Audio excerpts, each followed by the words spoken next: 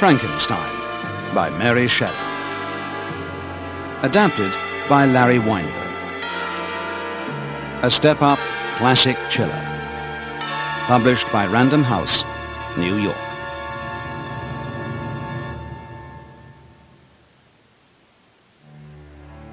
My name is Victor Frankenstein.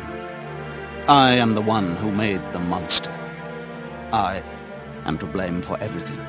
For all those he has killed, for those who have gone to bed in fear, for his being alive still to this very day. Yes, I am to blame for what has become of the monster too, for all his sadness and for his hatred of me. I am sick now and about to die, so I will tell you the story. Perhaps you will catch and kill the monster for me. Chapter 1. It all began when I was a young man in school. I wanted to know everything about everything. But most of all, I wanted to know about life. What made things live? What made them able to grow and breathe and move? I wanted to know it, and I tried very hard to find out. It took me almost 6 years. But then I learned. At last, I knew the secret of life. I told no one about it. Not my father or my brothers. Not even my sweet Elizabeth, the girl I was going to marry. There was something I had to do first. I wanted to surprise the whole world. I wanted to make a living creature. A creature who could think and laugh and live. I wanted to do what God himself had done when he created people. I knew how to put life into a lifeless thing. But I did not know how to make a body. How could I put together a body? I went to graveyards. There I found the bones of dead men, and I took them home to my workroom. From others who had died, I took ears and feet and hands. I did not like this part of it. At times it made me sick, and I had to keep away from people. I didn't want them finding out, not even my own family, who lived far away from me in the mountains. I had to make other parts of the creature myself. He was going to be big, 8 feet tall, and stronger than any man or woman on earth. At last, the time came. I was ready. It was a cold and gloomy night in November. The room was dark when I went in. The creature lay on the table. It was a thing of death. But soon it would have life. Soon the world would say what a great man I was. So I thought. Ha! What a fool I was. But I did not know it then. I lit a candle. Then I set to work. Many hours passed. The candle burned low. It was midnight, the time, they say, when strange things happen. And so they did. From the world of darkness, I now brought forth life. How I did it, I shall not tell. I shall never tell. It is enough to say that the creature moved. Its eyelids opened, and the thing stared at me. I do not know what happened to me just then, and I do not know why. It was I who had put those eyes into its head. It was I who had thought my creature would be beautiful. But now, when I saw those eyes wet and yellow like drops of ooze, when I saw that face, a face like the squirming worms of the grave, and when the thing sat up, I could not stand to look at it. And now it was rising and moving toward me. I felt the hair lift up on the back of my neck. I jumped away. I turned. I ran. I rushed into my bedroom and slammed the door. My heart banged in my chest. My face was covered with sweat. I was weak. I almost fell to the floor. But I could not let that happen. I had to think. Think! What could I do? What had I done? How could I put an end to this horrible thing? But I had no answer. For hours I walked back and forth across the room. I was tired. I had not slept in days. I could think no longer. My eyes started to shut. I fell onto my bed, and I was lost in sleep. Perhaps I may have slept an hour. I do not know. But then a sound wakened me. I looked up. There was something standing by my bed. It was bending over me. The monster! It was making noises. Baby noises. There was a smile on its frightening face. A baby smile. It was coming closer with its oozy eyes. I jumped off the other side of the bed, but the door was behind the monster. I would have to get past the horrid thing to escape. The monster reached out to touch me, as if I were its father. I couldn't stand it. My jacket was hanging on a hook nearby. I pulled it off and threw it in the monster's face. Those awful yellow eyes were covered. I ran to the door, into the hall, down the stairs. There was another door. I pushed it open. Then a gate.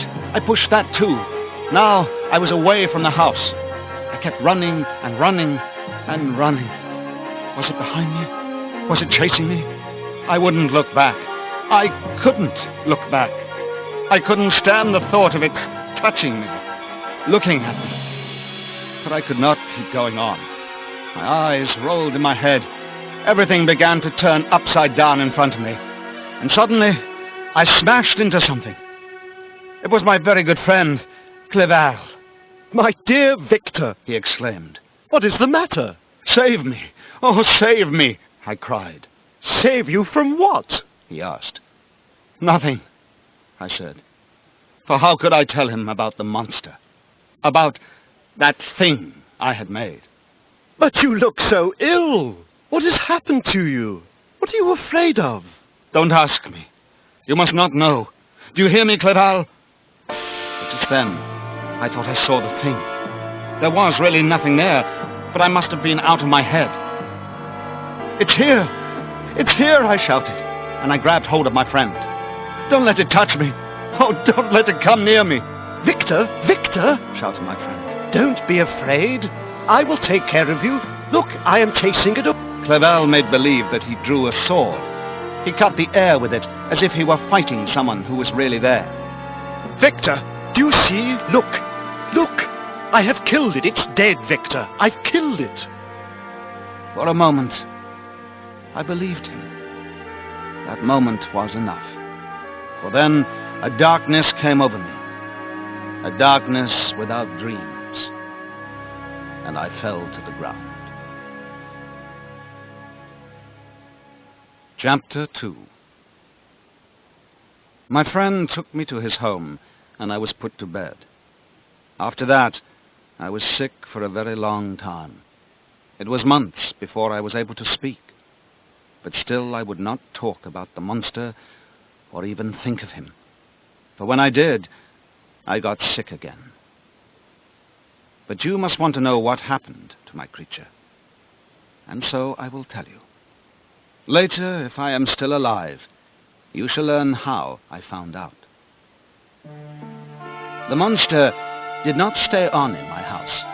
Oh no, he left soon after me in the dead of night. He was a giant and a newborn child at the same time. He knew nothing, not who he was or where he was going. But the moon overhead was like a big balloon. He reached for it and could not touch it. He followed light into the woods, and soon he was lost in a deep forest. The wind blew in the trees, and ice-cold rain began to fall. I had thrown my jacket at the monster, and he still had it. But that was not enough. He shivered in the cold and damp. After a while, he saw the light of a fire. He did not know what a fire was, but he could feel its warmth, and the fire was pretty, too. It changed colors and danced in the air. there was a man sitting beside it. As the thing came nearer, the man heard a noise behind him. He turned and looked straight into the thing's oozy yellow eyes, into a face he could see through to the bones below.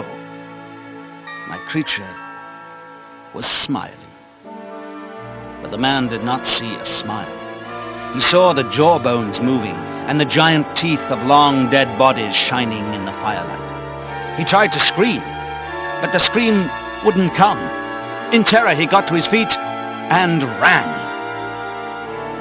The creature did not know why the man had been so afraid. Perhaps there was something that he should be afraid of as well. So he ran away too. It was getting light now. Day was starting. As he walked on, he grew hungrier and hungrier. But he did not know what food was. Then he saw a little animal eating berries from a tree. He took some also, and that made him feel better.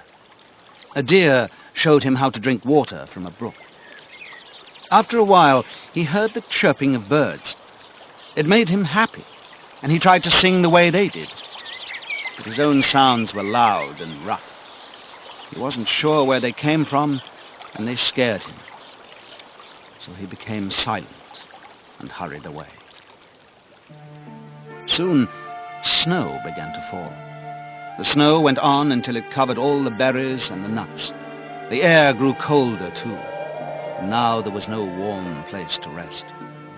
For 3 days and nights, my monster walked on and on. At last, he came to a tiny village. It was supper time. He could smell cooking everywhere. He could see the smoke of warm fires coming from the houses. But should he go into one of them? Was there something to be afraid of? He couldn't wait any longer. There was a large house nearby. From it came small voices, laughter. He opened the door. The children inside stopped playing at once. Their eyes grew wide. Their mouths fell open. He was only trying to be friends when he put out his hands to them, but they screamed with fright. Their mother's eyes closed, and she fell to the floor. A boy climbed out of the window and up to the roof. "It's the devil! It's the devil!" He shouted at the top of his voice. People came running from everywhere. The church bells clanged, shouts filled the air, and the monster was frightened by it all. He turned and ran out of the house, but now the whole town was there. Some people could not stand to look at him. They screamed and ran away. Others they were shaken so hard that they couldn't move. But then a man cried out, The boy is right! It is the devil! "Drive him away! Drive him away!" screamed the boy. The man picked up a big stone and threw it. It missed. But soon the air was filled with other flying things. My monster was hit and hit again. He tried to get away, but the people were all around him now, throwing stones and logs and bricks. Men jabbed at him with long pointed things. An old woman threw a pot of boiling water at his face. Suddenly he howled with a sound that was wilder than any beast. He tore a tree out of the ground and swung it at them. Everyone jumped out of the way. He threw down the tree and rushed out of the town. The people chased him at first. Some of them had guns by then, and they were firing at him. He ran like the wind and got away from them. He was far from town. He was hurt and in pain. He wanted to lie down, but there was no place, and snow was falling again. Just then, he saw smoke rising over some treetops. He walked past the trees and came to a little farmhouse. How warm it would be in that little house. How he wanted to go inside. But there would be people in it, and he was so afraid of people now. Then he noticed something else. Right up against the house was a tiny hut. Its roof was too low for even a child to stand inside. Perhaps an animal lived there. He sneaked up and looked inside. It was empty. He crawled into it and lay down. There was no wooden floor, just earth. But it was dry. My creature had gone through so much since the day that I made him. But now he closed his eyes and went to sleep. Chapter 3. Sounds more beautiful than the singing of birds awakened him.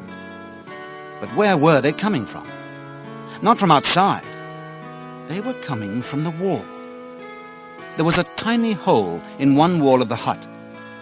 The monster sat up and looked through it. Now he could see right into the other house. An old man was sitting inside, playing a guitar. The sounds were so sweet, they made the monster cry. After a while, a young woman came into the room. She brought the old man a plate of food. Did you take anything for yourself, Agatha? The old man asked. Oh, yes. Said his daughter. I have a whole plateful. But this was not true, for she had taken nothing. The old man didn't know that, because he was blind. Soon the door opened. A young man came into the house, carrying wood for the fire. The young woman brought him a plate of food. There wasn't much on it. Where is your supper? He asked his sister. Oh, She pretended with a laugh. I just ate with Father. I don't believe you. The young man whispered. There is enough for both of us. And he gave her half his food. Let's not be unhappy, children, said the old man. The house is warm, and you are strong, and we have each other. Soon, everyone was laughing and talking. Then the old man started to play his guitar again. 3 of them sang. My monster listened and listened. What did all those sounds mean? How he wished he could tell.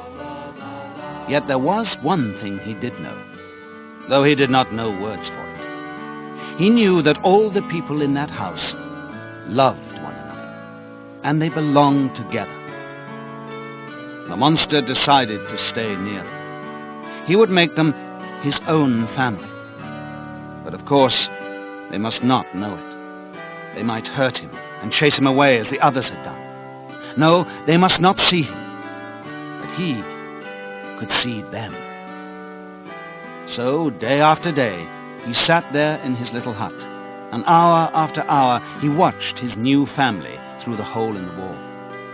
In the daytime, he watched the daughter working in the house, and the old man playing the guitar. In the evening, he listened to them singing and talking. He saw them hug and kiss each other. How he wanted to do that. He was starting to learn things too. What father meant, and sister, and brother. That the woman's name was Agatha, and her brother's name was Felix. He learned the words fire, and wood, and food, and sleep. Soon, he was learning more and more words. And he was learning other things as well, how people helped one another, and what they thought about. And how sad his friends were because they had become so poor. For now, the air was getting colder. Their cow no longer gave milk, and the food they had saved from their garden was almost all gone. At night, when they were fast asleep, the monster would sneak out of his hut. Then he would go off to look for berries and nuts. Very few were left. But he saved most of them for Agatha and Felix and for their father. In the morning, they would find something to eat lying on their doorstep, and they would wonder how the food got there. Months passed. Little by little, my monster taught himself to speak. He wanted to talk as well as they did. If only I can sound like them, maybe they will like me and let me stay. The creature still did not know why people were afraid of him. But then, one moonlit night, he came across a pond. He stared into it and saw a face. It was like none he had ever seen before. Not like any of those he loved. Not like any animal either. It was horrible. It made him afraid, and he hated it. And now it was looking back at him, as if it wanted to kill him. Quickly, he picked up a large rock and threw it at the face in the pond. This creature had a rock too. Smash! The face was gone. But then it came back. He smashed it again and again. Each time it returned and did the same things he did. Then, all of a sudden, he knew the truth. He was the face. He was a monster. But why? Where did he come from? Who was his family? What kind of being was he? He did not know, and he had to find out. Then he remembered something about the jacket he wore, the one that had been thrown at him. There was a notebook in one of the pockets. Perhaps what was written in it would tell him the truth about himself. The monster had often watched Felix and Agatha reading aloud to their father, but he did not know how to do it. He had to learn to read. But how? For many weeks he tried to teach himself, but it was no use. No use at all. But then one day, Felix brought a young boy to the house. He was the son of a nearby farmer. Felix was going to teach the boy to read. Here was my creature's chance. Every day the monster studied with the boy. Of course, the boy and Felix did not know it. The monster worked very, very hard, and soon he was able to read. At last. He took the notebook from the jacket pocket. He sat down in the moonlight and read the whole thing. Everything was in it. All the work that had been done to make him. Now at last, he knew. The book fell from his hands. His face was covered with tears. I have no father and no mother, he cried. I am not an animal or a human. I am a thing of the graveyard. I was made to be hated. I hate myself. For many days and many nights he lay in his hut. He did not go out, even to find food. He no longer watched the family through the wall. He wanted to die. But as he lay there, he began to think about the family. They were such kind and loving people. Perhaps they would not look at his face, but into his heart. And the old man was blind. He would never have to look at the monster at all. He decided to speak to the old man first. If only the old man will like me, thought my creature. Then perhaps there is still a chance. Still a chance for me to live and be happy like everyone else. One day, when the father was all alone, there was a knocking at the door. Come in, said the old man. Thank you, answered the monster, and he went inside. My name is Frankenstein, he said, and I am looking for 3 friends. Who are they? asked the old man. The kindest people in all the world, but alas, they do not know me, and I am not like anyone else. You say they are kind, replied the old man. Then it will not matter to them that you are different. But others have treated me so badly that I am afraid. Do not be, said the old man. For I can tell that you are good, and I will help you all I can. Who are these people whom you seek? The monster fell on his knees and kissed the old man's hands. It is you, He cried. you and Felix and Agatha whom I love. Just then the cottage door opened. It was the son and daughter. The creature turned to them. He wanted to say, Please don't be afraid of me. I would die for you. but it was too late. For Agatha looked at him, then fell to the floor. Felix grabbed an axe that was hanging on the wall. He swung it with all his might. The axe went into the monster's body. His bones cracked, and he howled in pain. The creature got up. He pulled the axe out of his body. He raised it high over the young man's head. Don't hurt us! Don't hurt us! The blind man cried out. My monster stopped. He took the axe in both hands and snapped it in half. Now it was as broken as his heart. He threw down the pieces and rushed out of the cottage.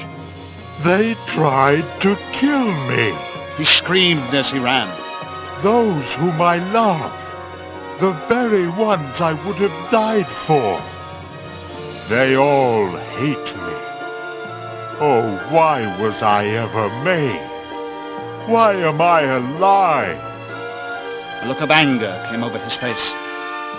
It was a look that would make the mountains shake in fear. Because of Victor Frankenstein! He cried. It was then that the hatred grew in my creature's heart. A hatred that would be the cause of all the horrors I am about to tell.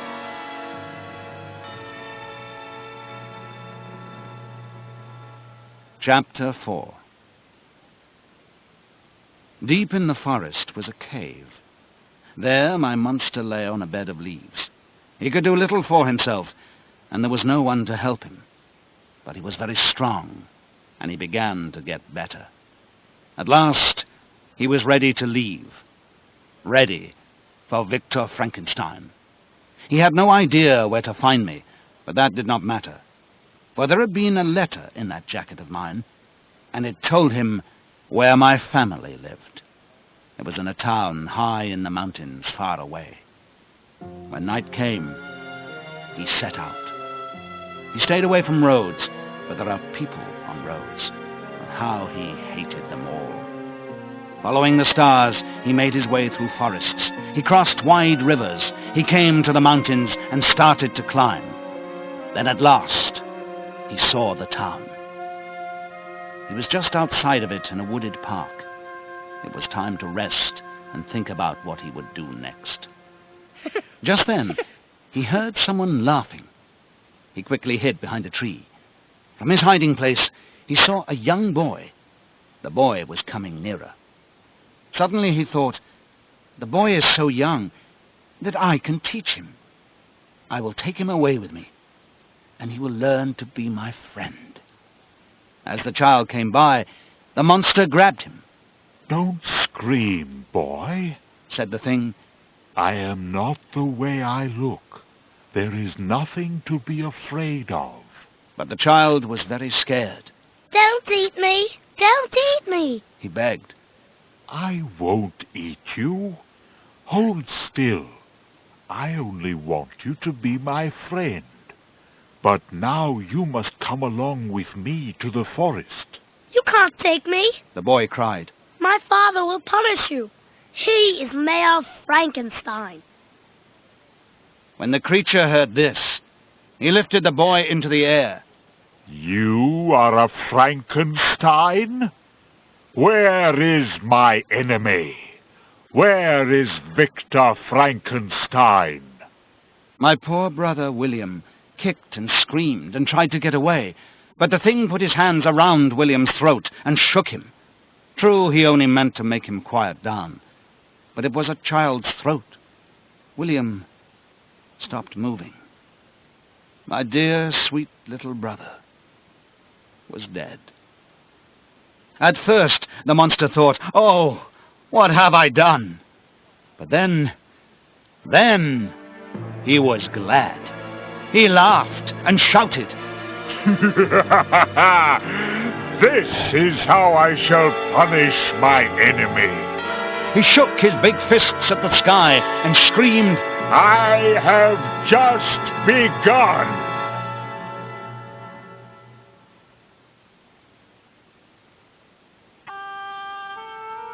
Around my brother's neck was a little chain. There was a picture of a woman hanging from it. The monster looked closely at it. The face was lovely, and it made him think of Agatha.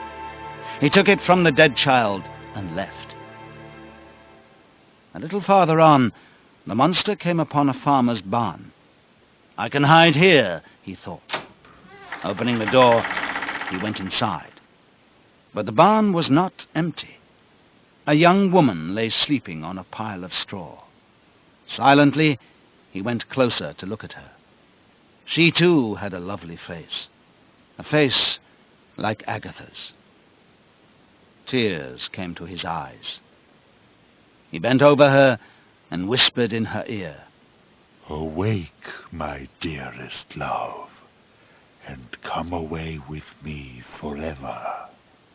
The girl started to turn toward him, and suddenly my monster became afraid. No, no, I dare not wake her, he thought. She will look at me like all the rest. She will show me how she hates me. She would never love me, never. Then the monster grew very angry, and he decided to punish her. He took the picture and hid it among the sleeping girl's clothes. The police will find this, he told himself. They will think that it was she who killed the little boy. Ha-ha! They will put her to death for it, while I will still be free, free to laugh and laugh in the face of Victor Frankenstein. Chapter 5. You may wonder what happened to me during all of this. Well, I had been ill for a long time. My friend Clerval had taken care of me, but I never told him about the monster. No, it made me even sicker to talk about it, and Clerval would never have believed me anyway. I was getting better when a letter came from my father. Dear Victor, He wrote, your dear little brother William has been killed. The killer took the gold chain William wore around his neck. From it hung a picture of your mother. Oh, Victor, William was killed for a gold chain. I need you near me, my son. Please come home at once. I left right away. The trip was long, and I was very sad. I kept thinking about the little brother whom I would never see again. At last, I came to the mountains not far from my father's town.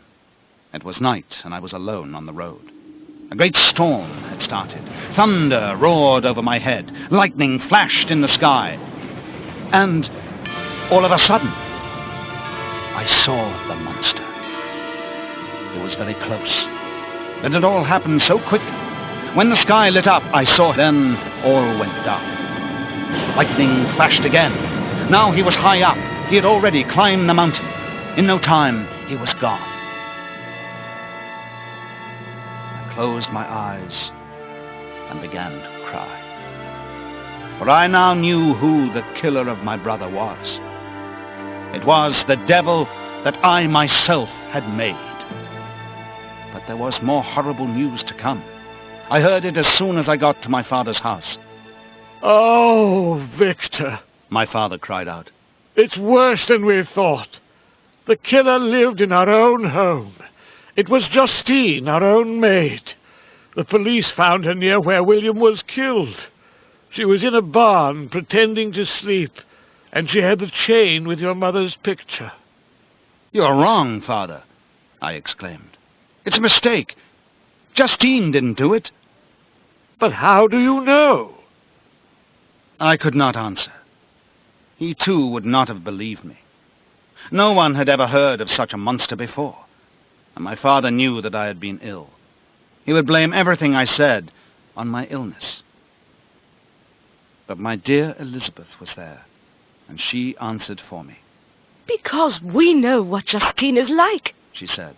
She loved William very much, and she could never do anything like that. On the next day, the trial was held. Justine was brought from the jail. She could not tell how she came to have the picture. Only Elizabeth and I believed her story, but there was nothing we could do to save her.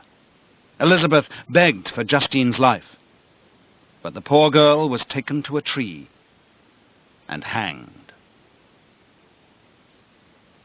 Chapter 6. I had to be alone. I needed time to think, to find some way to put an end to all of this. I took a horse and went into the mountains by myself.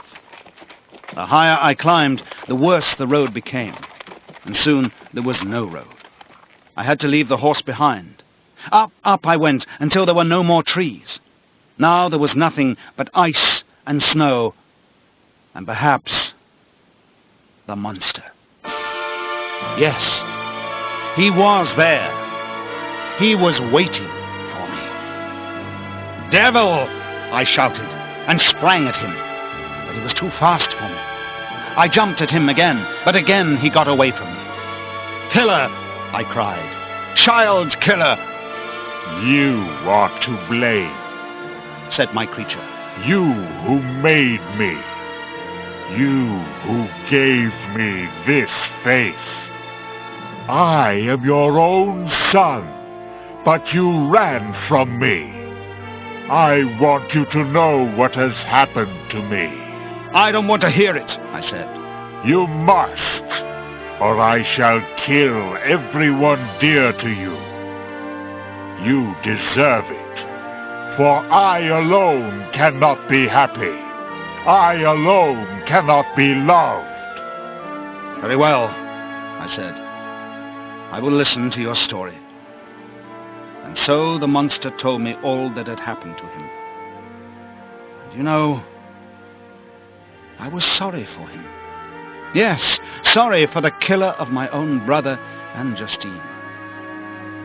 When the creature saw this, he said, Now you must help me.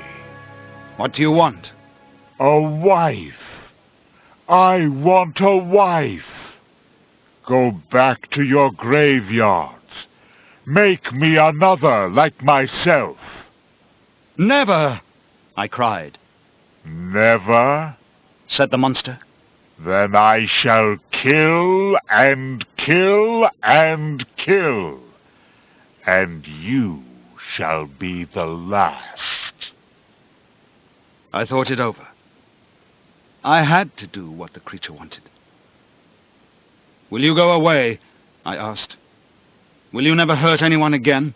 Why should I hurt anyone if I am happy? "You must promise," I said. I do promise. I shall go with my wife to a far-off place. No one will ever see us again. "Then I shall make another such as you," I shall be watching you, said the monster. so waste no time. Chapter 7. Elizabeth was waiting for me when I returned home. I'm so glad you are back. She cried.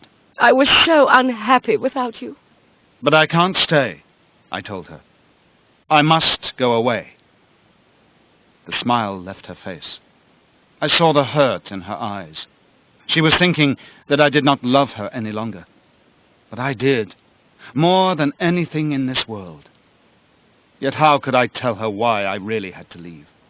Could I have said, "I have to go out and rob graves, like a second devil"?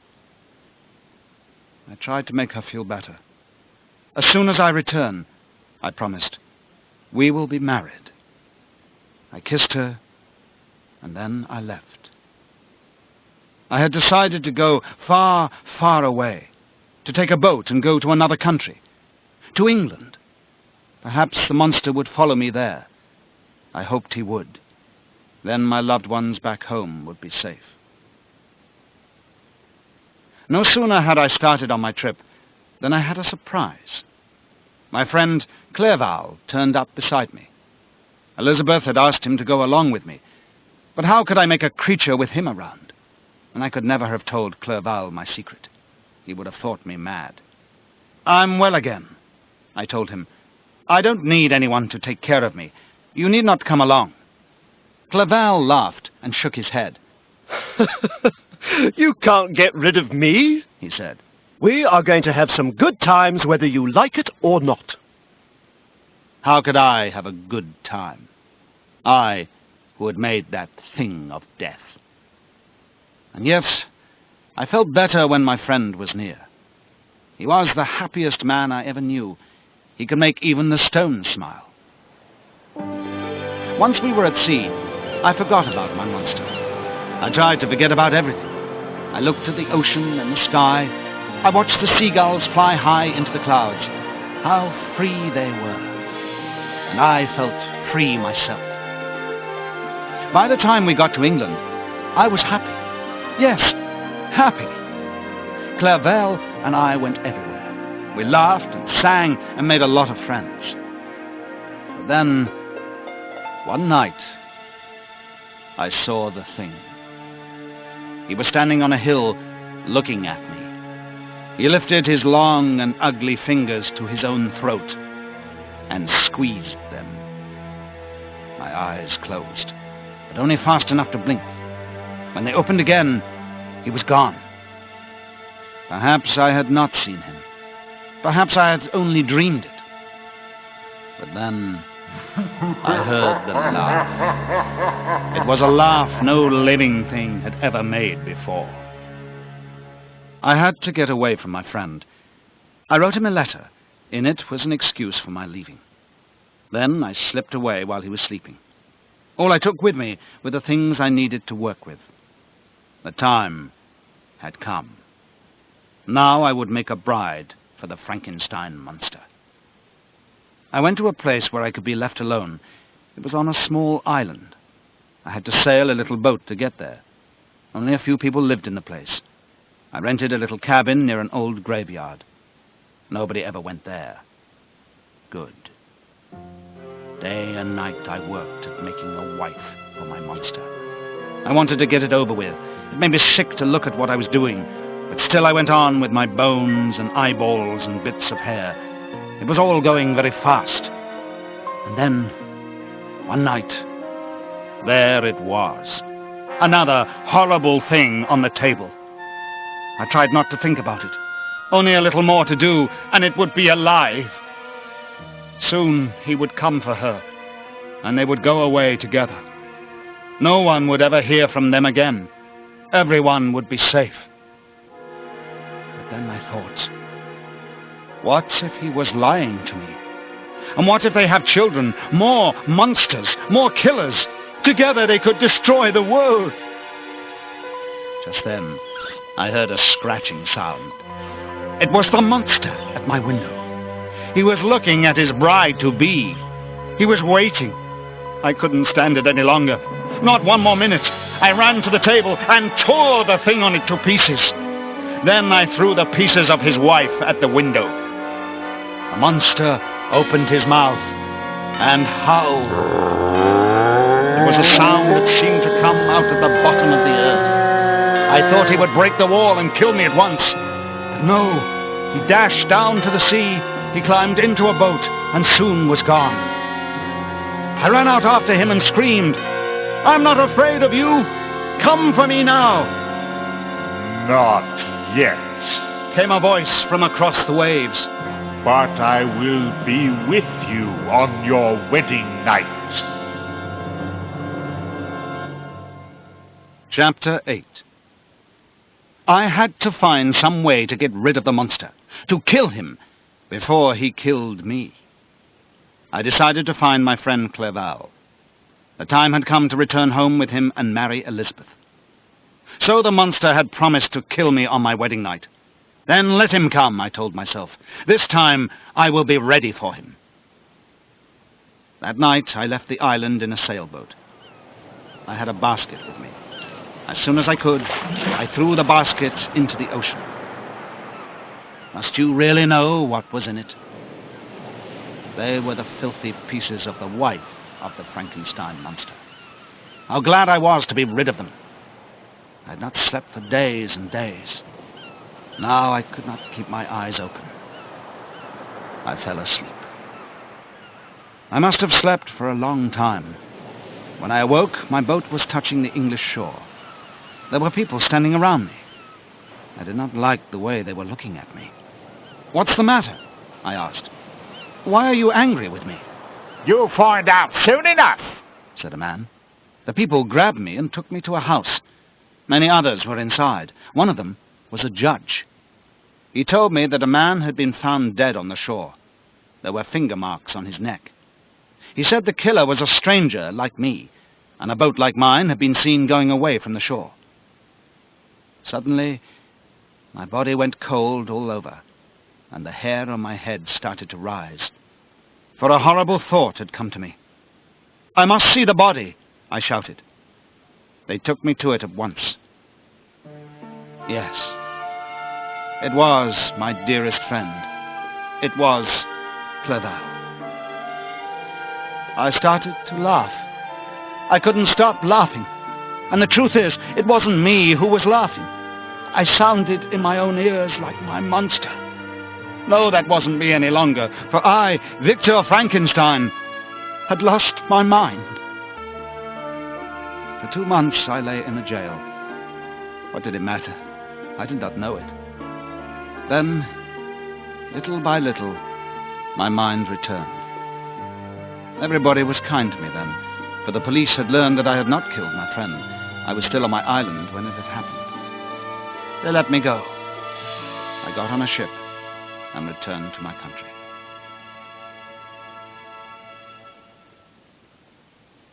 Chapter 9.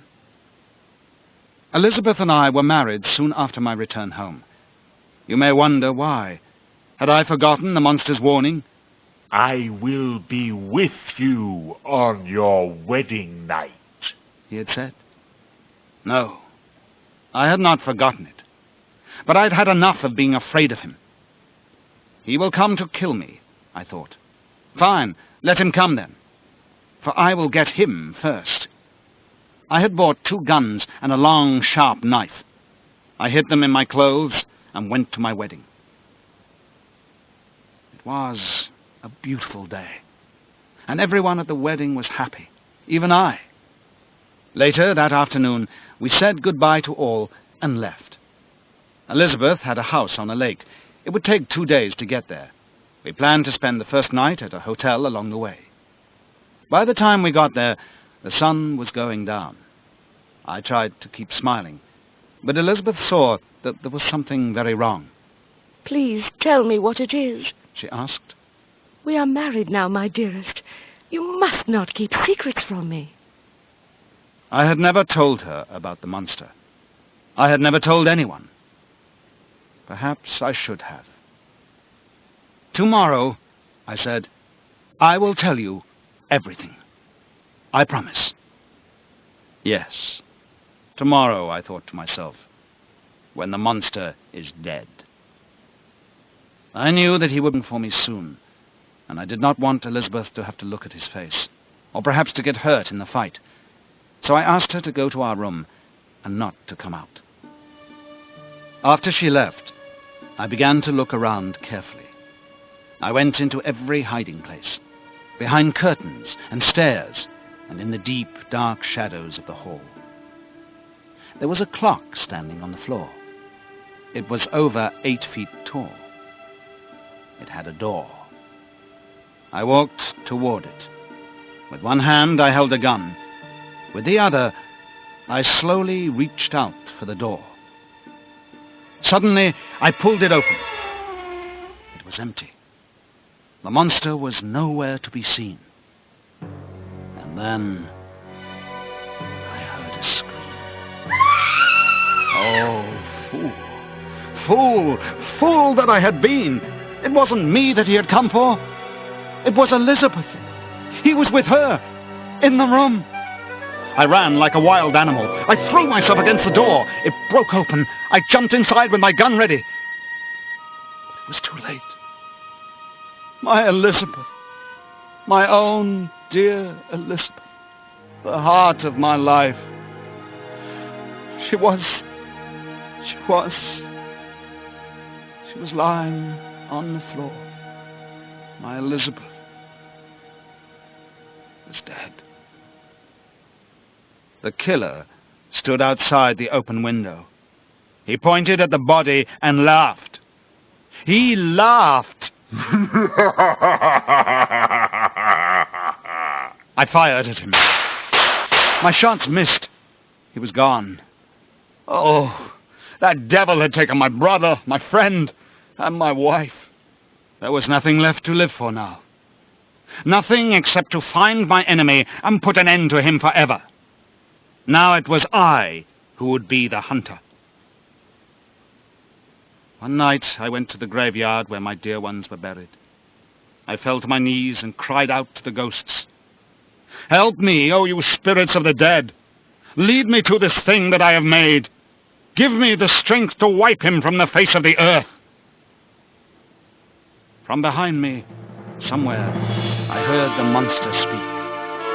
Victor Frankenstein, you have killed my wife, and I have killed yours. But I am not finished with you yet. We shall play a game, you and I. I shall hide, and you shall seek. So follow me then. Follow me to the ends of the earth. But you will never find me until I am ready. I fired my gun into the darkness, but he had already gone. From far off, I heard him laughing. Follow me, Victor Frankenstein. Follow me to your grave.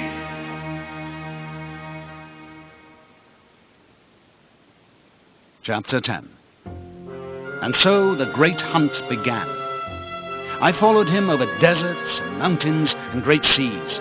I followed him north, ever north, toward the lands of snow and ice. There the cold wind entered my bones and would not leave. But I would not rest. I did not sleep. There were times when I did not eat. Sometimes I came so close to him that I could hear him laughing at me. Yes, still laughing. If only he had stopped laughing, I might have given up. But no, he wanted me to follow him. If I was lost, he would leave a sign to show me the way.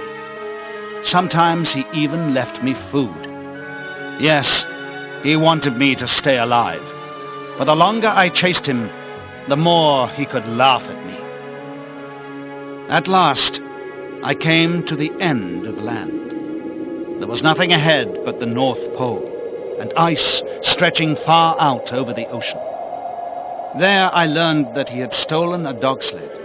He had headed toward the pole. I knew why he was leading me there.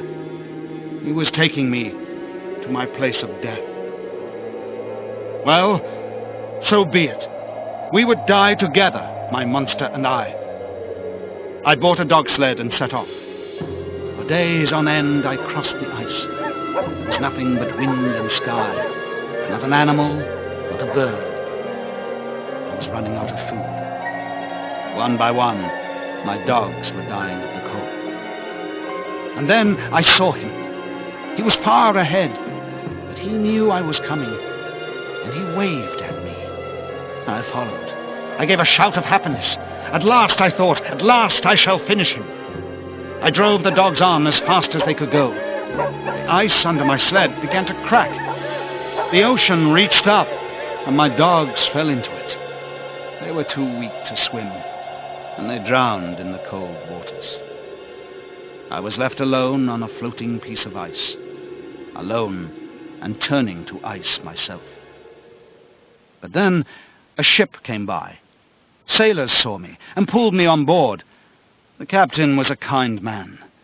He had me taken to his cabin and put to bed. This bed. A bed that I shall never leave while I am alive. And so My story nears its end. For I am dying. Everything grows dark before my eyes. I cannot even lift my hand. But what of the monster whom I never caught? He is out there on the ice, waiting.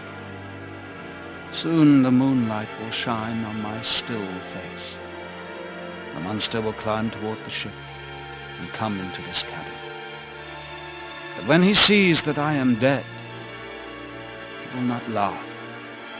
This time he will not. No. He will fall down on his knees and howl with sadness. For I am his father. I am the one who gave him life, and the only one who could ever have loved him.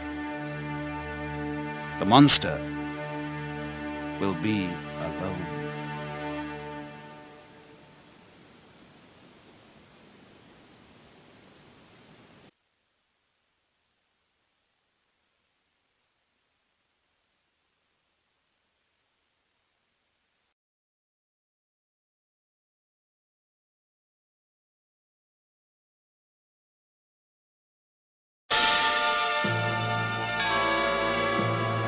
Frankenstein by Mary